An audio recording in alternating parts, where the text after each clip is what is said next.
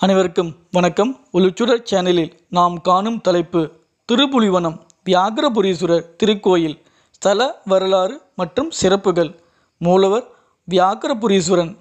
திருப்புலி வனமுடைய நாயனார். தாயார் திருநாமம் அமிர்த குஜலாம்பாள். ஸ்தல விருட்சம் வில்வம். தீர்த்தம் வியாகர தீர்த்தம். ஸ்தல வரலாறு. ஒரு சமயம் மாத்யந்தினர் என்பவர் திருமூலநாதரை நித்தம் வணங்கி பூஜித்து வந்தார். வண்டுகள் தேனை உறிஞ்சி மலர்களை சேதப்படுத்தும் முன்னர் அதிகாலையிலே எழுந்து நந்தவனம் சென்று மலர்களை பறித்து வந்து சுவாமியை பூஜித்து வந்தார். ஒரு நாள் பனிப்பொழிவின் காரணத்தினால் காலதாமதமாக மலர் பறிக்கச் சென்றபோது அங்குள்ள மலர்கள் அனைத்தும் வண்டுகளால் சேதமுற்றிருப்பதைக் கண்டு மிகவும் மனம் வருந்தி அழுதார்.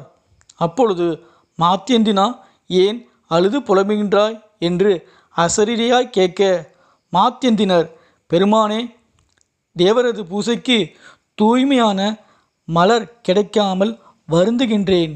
ஆதவன் எழும் முன்னர் மலர் பறிக்க சென்றால் இருளில் கண்கள் தெரிவதில்லை. பொழுது விடிந்த பின் சென்றால் மலர்களை வண்டுகள் சேதப்படுத்தி விடுகின்றன. அதனால் துன்பமுற்று வருந்துகின்றேன் என்று கூறினார்.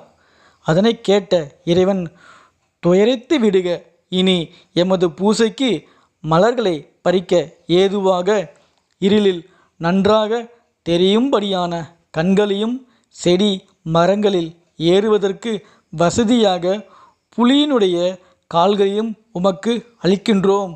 இனி நீ வியாக்கரபாதன் என்று அழைக்கப்படுவாய் என்று அருளினார்.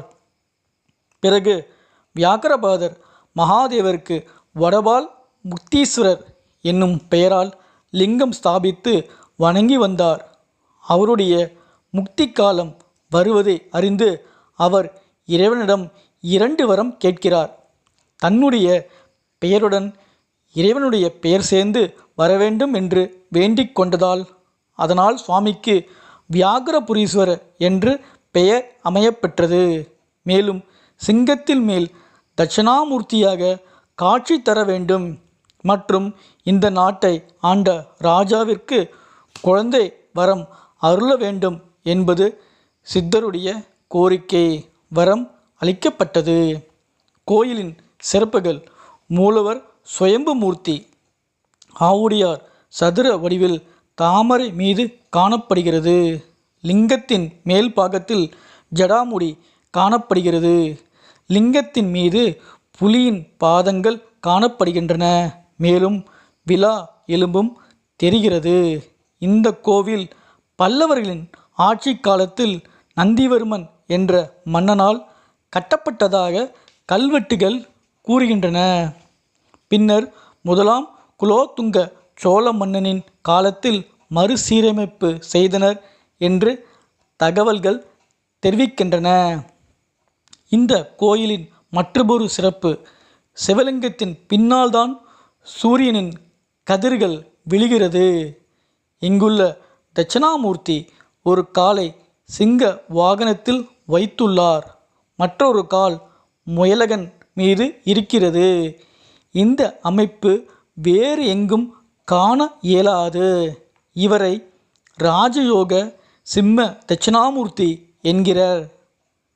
ஜோதிட ரீதியாக சிம்மராசி அன்பர்கள் கட்டாயம் வழிபட வேண்டிய அற்புதமான திருக்கோயிலாகும். மேலும் குழந்தை வரம் தரும் அற்புத திருக்கோயில். மேலும் பிரிந்த தம்பதிகள் ஒன்று சேருவர், விருப்பங்கள் நிறைவேறும். இக்கோயில் உத்திரமேரு டு காஞ்சிபுரம் செல்லும் வழியில் சுமார் 5 கிலோமீட்டர் தொலைவில் திருப்புலிவனம் என்ற இடத்தில் உள்ளது. அனைவரும் மனமுருகி வழிபட்டு இறைவனின் அருளை பெறுமாறு கேட்டுக்கொள்கிறேன்.